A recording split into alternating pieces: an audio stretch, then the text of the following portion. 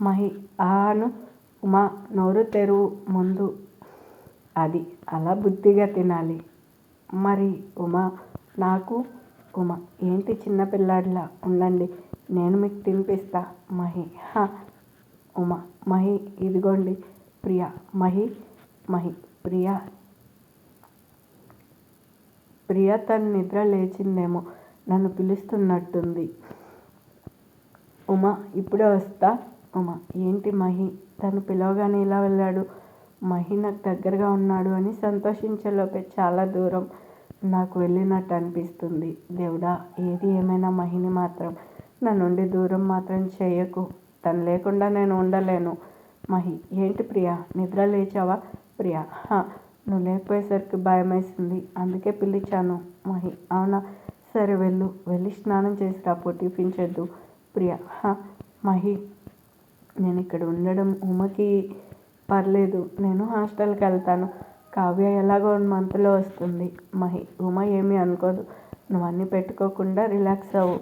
ప్రియా మహి ఏంటో నువ్వు ఉమపై చూపించే ప్రేమను అసలు తట్టుకోలేకపోతున్నాను. నువ్వు ఎప్పుడూ నాతోనే ఉండాలి. దేవుడా, నాన్నని దూరం చేసావు, మహిని మాత్రం దూరం చేయకు ప్లీజ్. మహి ఉమా ఎక్కడికి వెళ్ళింది? ఉమా మహి ఉమా ఇక్కడేం చేస్తున్నావు? ఉమా అది ఏం లేదు, ఏదో పని చేసుకుంటున్నా. మహి ఏంటలా కనిపిస్తున్నావు?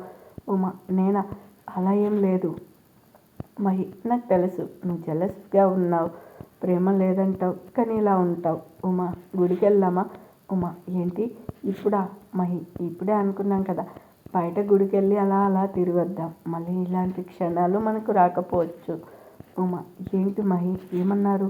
మహి అదే ఉమా, సమయం ఎవరి కోసం ఆగదు కదా, అలా అన్నా. 2 వారాల తర్వాత. ఉమా మహి మీతో ఒకటి చెప్పొచ్చా? మహి ఏంటి ఉమా అది? ఉమా అంటే ప్రియ వచ్చి 2 వారాల దాకా అయింది కదా. మహి అవును.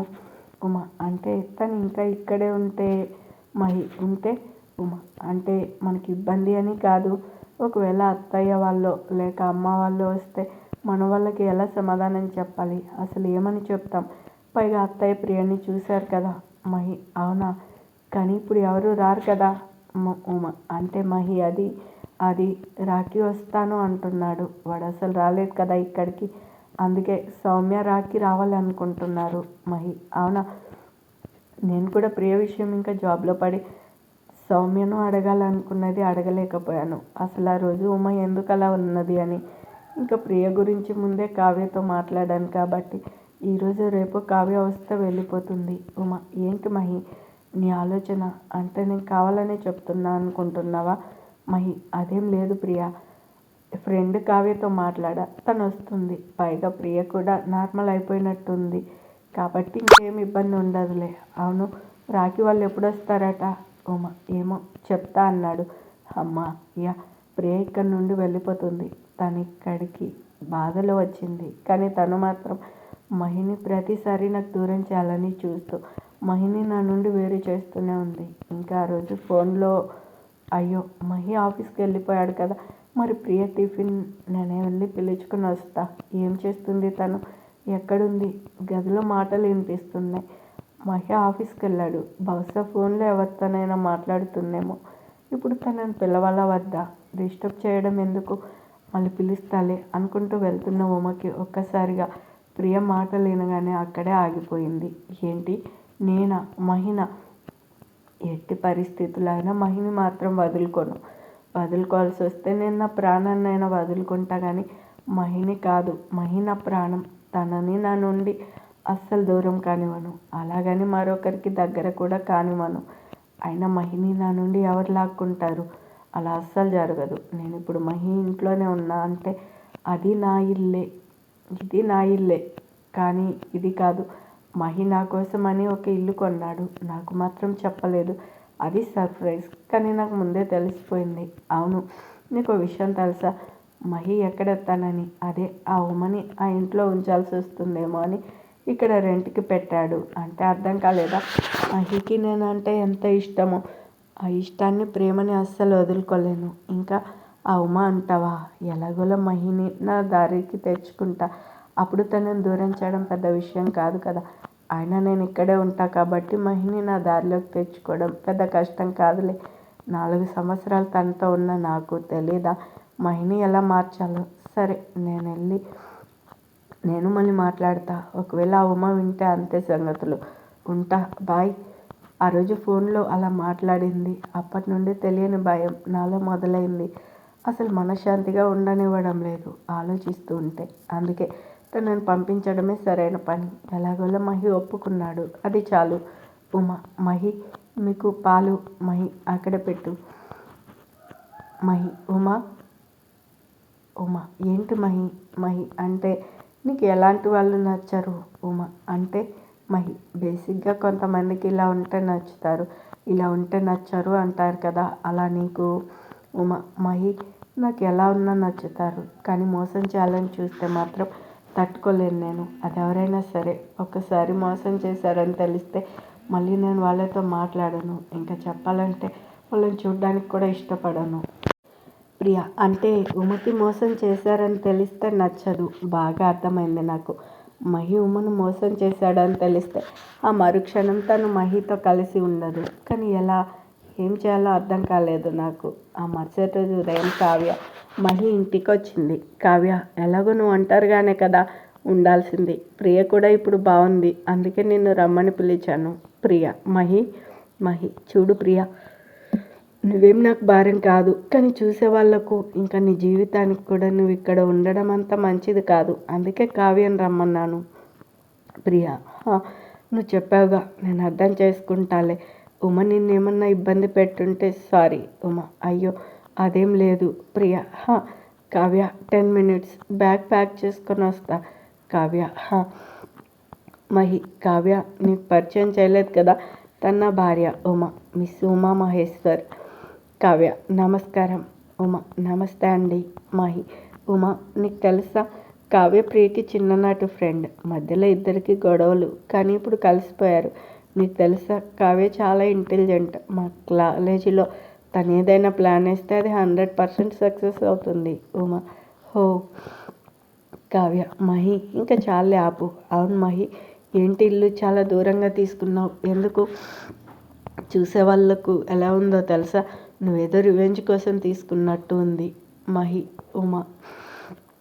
కావ్య, అంటే అది మీకు కొత్తగా పెళ్ళై తను ఇక్కడికి వస్తుంది కదా, తను కొత్త కాబట్టి చుట్టుపక్కల మంచి వాళ్ళు ఇంకా ఇరుగు పొరుగు బాగుండాలి అనుకుంటారు. కానీ ఇక్కడ చూస్తే అంతా రివర్స్ కదా, అందుకే అలా అన్నా. మహి, అవునా?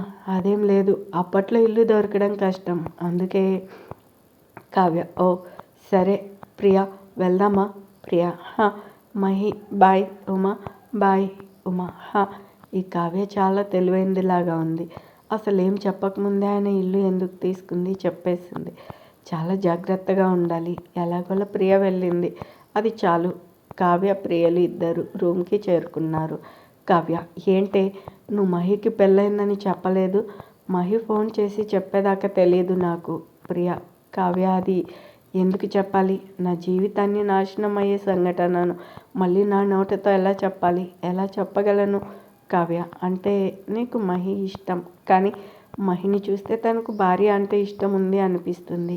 ప్రియ, భార్య అనకు ప్లీజ్, వినలేను. కావ్య, నువ్వు వినకపోతే అది అబద్ధం అయిపోదు కదా. ప్రియ, అవును, కానీ కావ్య, మహి నాకు కావాలి. తను లేకుంటే నేను చనిపోతా. ప్లీజ్ కావ్య, నువ్వన్నా నన్ను అర్థం చేసుకో ప్లీజ్. కావ్య, కానీ. ప్రియ, ఎలాగోలా ఉమ్మ నుండి మహిని దూరం చేయాలి, అది నువ్వే చేయగలవు. కావ్య, కానీ ప్రియ,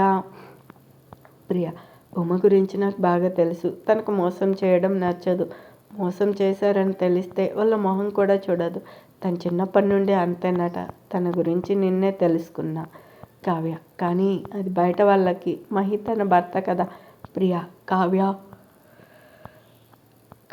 ప్రియ, వాళ్ళను విడదీయాలంటే చాలా పక్కాగా ప్లాన్ వేయాలి. అది ఎవరికి అనుమానం రాకూడదు. ఇంకా ముఖ్యంగా మహికి అనుమానం రాకుండా ప్లాన్ వేయాలి. అందుకోసం నువ్వు వాళ్ళ పెళ్ళి అయినప్పటి నుండి అన్ని విషయాలు మర్చిపోకుండా చెప్పాలి. అప్పుడే ప్లాన్ ఎలా చేయాలో తెలుస్తుంది. ప్రియ, చెప్తా. వాళ్ళ మధ్య జరిగినవన్నీ చెప్తా.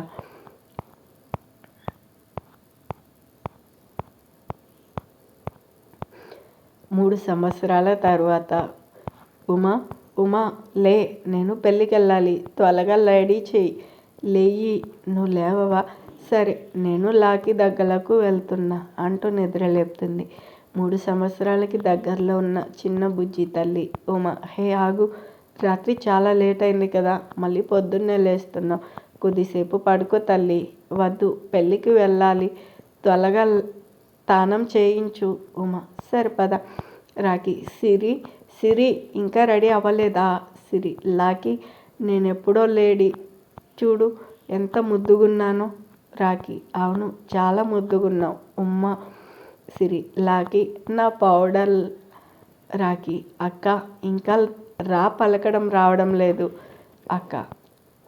అక్క నువ్వు రావచ్చు కదా పెళ్ళికి ఉమా. అంటే రాకి అది కొద్దిగా తలనొప్పి, అందుకే లేకుంటే వచ్చేదాన్ని. సరే, టైం అవుతుంది, తొందరగా వెళ్ళండి, జాగ్రత్త. అమ్మ నాన్నను వచ్చేటప్పుడు అడుగు, నీతో పాటే వస్తారేమో. రాకి. శామ్, ఇంకా ఎంతసేపు? శామ్, వస్తున్నా, అయిపోయింది, పద. రాకి. సిరి. బాయ్ ఉమా. బాయ్ తల్లి. నువ్వు శామ్ని అస్సలు ఇబ్బంది పెట్టకూడదు, బుద్ధిగా ఉండాలి, సరేనా? సిరి. రాకి. అక్క ఎదుర్రా ఉమా.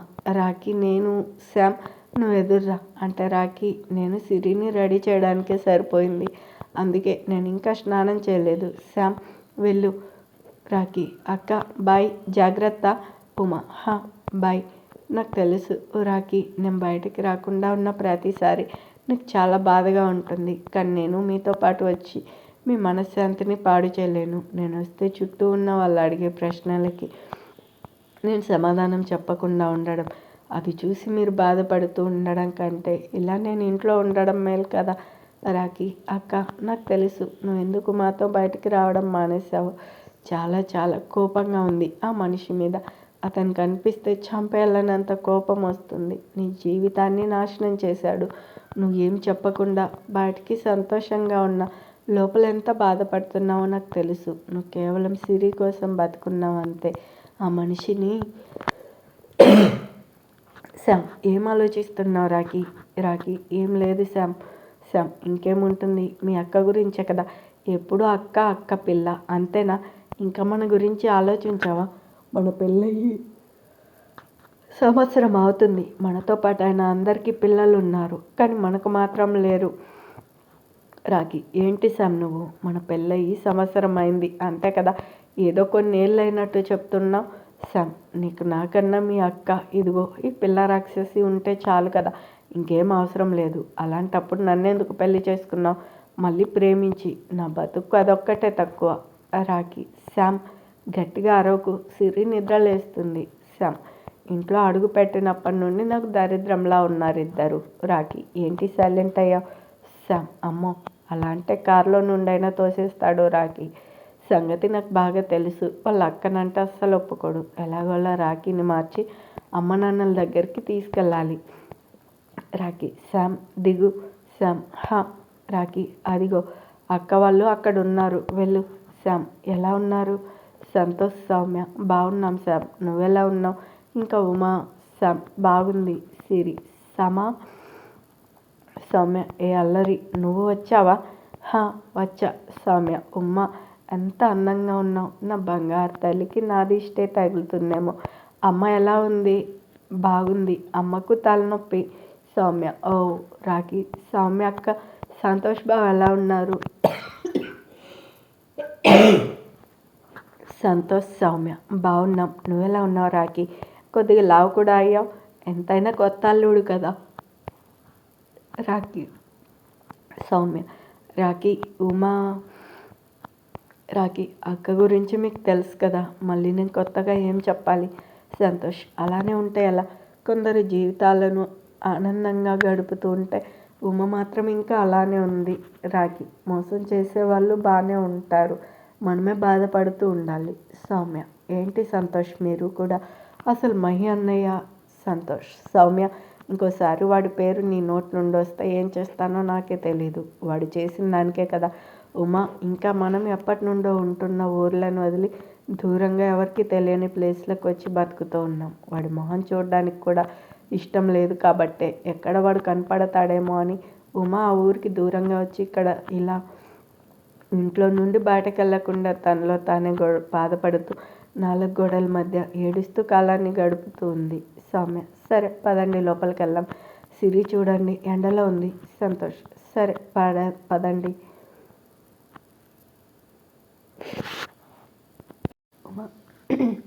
ఏంటి రాకు వాళ్ళు వెళ్ళింది ఇప్పుడే కదా? అప్పుడే బెల్లి ఎవరు కొడుతున్నారు?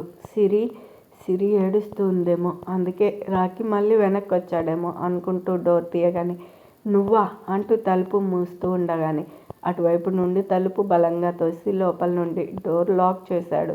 ఏంటి డోర్ లాక్ చేస్తున్నావు? ఏం చేద్దాం బంగారం, ఈ మధ్య నువ్వు బయటికి రావడం లేదు. అసలు నిన్ను చూడకుండా నేను ఉండలేకపోతున్నా. అందుకే నేనే వచ్చా. నిన్ను చూస్తూ మాట్లాడుతూ ఉండొచ్చుగా. ఉమా ముందు నోరు మూసుకొని బయటకెళ్ళు, లేకుంటే అందరినీ పిలుస్తా. పిలువు, నాకేం భయం లేదు. కాకపోతే నీకే ఇబ్బంది. అసలే మొగుడు వదిలేశాడు. ఇంకా నాతో ఇలా నిన్ను చూస్తే నిన్నే తప్పుగా అనుకుంటారు. ఉమా నిన్ను బయటికి ముందు పో. చూడు కోపంలో కూడా ఎంత అందంగా ఉన్నావో. ఇంత అందాన్ని ఎలా వదులుకున్నాడు నీ మొగుడు? నాకేం అర్థం కావడం లేదు. ఉమా పిచ్చి పిచ్చి కూతలు కొయ్యకుండా బయటికి నాడు, ముందు నువ్వు పో అనుకుంటూ లాక్ తీయడానికి వెళ్తున్న ఉమని ఆపి, చూడు నీకెన్నోసార్లు చెప్పా నాకు నువ్వంటే ఇష్టం, నేను నిన్ను పెళ్లి చేసుకుంటానని. నువ్వు ఆ బుడ్డదాని గురించి ఆలోచిస్తున్నావేమో. ఆ బుడ్డదాన్ని కూడా నాన్నగా మరి ఏ లోటు లేకుండా చూసుకుంటానని కూడా చెప్పా. ఆయన నువ్వు వినడం లేదు. అయినా నాకేంటి తక్కువ? చూడు ఎంత అందంగా ఉంటానో. చూస్తేనే అమ్మాయిలు ఇలా పడిపోతారు, కానీ నువ్వు మాత్రం వెంట పడుతున్నా పడడం లేదే. అదే నా బాధ. ఉమా నాకు పెళ్ళయ్య కూతురు కూడా ఉంది. నాతో ఇలా మాట్లాడడం నీకెలా ఉందో నాకు మాత్రం చాలా అసహ్యంగా ఉంది. పెళ్ళైతే ఏంటి, మొగుడు లేడు కదా. నేను నీకు మొగుడుగా ఉంటాననే కదా చెప్తున్నా. ఉమా చూడు కాదు శివ అను. ఉమా ముందు బయటికి నాడు. నువ్వు ఇప్పటికే చాలా మాట్లాడావు. వెళ్తాలే కానీ ఏం చేసావు? కాస్త వడ్డించవచ్చుగా. నీ చేత్తో తింటూ నేను చూస్తూ. ఉమా ముందు బయటకు పో, లేకుంటే మా తమ్ముడికి ఫోన్ చేయాల్సి వస్తుంది. ఒకసారి తిన్నది చాలదా? చాలదు. నీకోసం ఎన్ని దెబ్బలైనా తింటా. ఒకసారి చూడు నా వైపు. ఏం తక్కువ నాకు? ఎందుకు నచ్చడం లేదు నీకు? ఉమా చూడు, నా జీవితంలో ప్రేమకు ఇంకా పెళ్ళికి ఎలాంటి చోటు లేదు. నువ్వు ఒక మంచి అమ్మాయిని పెళ్లి చేసుకుని జీవితాన్ని ఆనందంగా గడుపు. ఇలా నా వెంట పడి నన్ను ఇబ్బంది పెట్టకు. ఏంటి నాకు నువ్వు అంటేనే ఇష్టం. నేను నిన్ను తప్ప ఎవరిని చేసుకోను. నీకోసం సంవత్సరం నుండి చూస్తూ ఉన్నా. ఉమా చూడు, నిన్ను ఇలా ఇంట్లో చూస్తే నన్ను చాలా తప్పుగా అనుకుంటారు. దయచేసి నువ్వు ఇక్కడ నుండి వెళ్ళిపో ప్లీజ్. పోతాలే కానీ రేపు గుడికి రా, అక్కడ మిగతావి మాట్లాడుకుందాం. నువ్వు గుడికి రావు, ఆ విషయం కూడా నాకు తెలుసు. కానీ నీకు తెలియని విషయం ఏంటంటే, నువ్వు రాకపోతే ఒక కోటర్ కొట్టి నేరుగా ఇంట్లోకి వచ్చి నేను చెప్పాలనుకున్నది అందరి ముందు చెప్తా. బాగా గుర్తుపెట్టుకో బంగారం. ఓకే బాయ్ బంగారం. అసలు చెప్పడం మర్చిపోయా, నువ్వు పూలు పెట్టుకుంటే ఇంకా బాగుంటావు. ఇదిగో ఇవి నీకోసం తెచ్చా, పెట్టుకో. అరే తీసుకో, ఇదిగో పెట్టుకో. చాలా అందంగా ఉంటావు. చూడు, ఎందుకు నువ్వు ఇంట్లో నుండి బయటికి రాకుండా ఏదో ముసల్దానిలో ఇలా తయారవుతూ ఉన్నావు? నీ వయసు ఎంత? నువ్వు చూడు ఎలా ఉన్నావో. ఒకటి చెప్పనా, జీవితంలో మనం అనుకున్నది జరగకపోవచ్చు, కానీ మన కోసం వచ్చిన జీవితాన్ని మాత్రం వదులుకోకూడదు. నువ్వు చాలా మంచిదానివి. నేను ఎంత ఇబ్బంది పెట్టినా కూడా ఏమీ అనకుండా మౌనంగా ఉన్నావు. అలా అని ఇబ్బంది పెట్టను అని చెప్పను. నువ్వు నా ప్రేమను ఒప్పుకునేంత వరకు నేను నిన్ను వదలను, సరేనా? బాయ్ బంగారం. రేపు గుడికి రావడం మాత్రం మర్చిపోకు.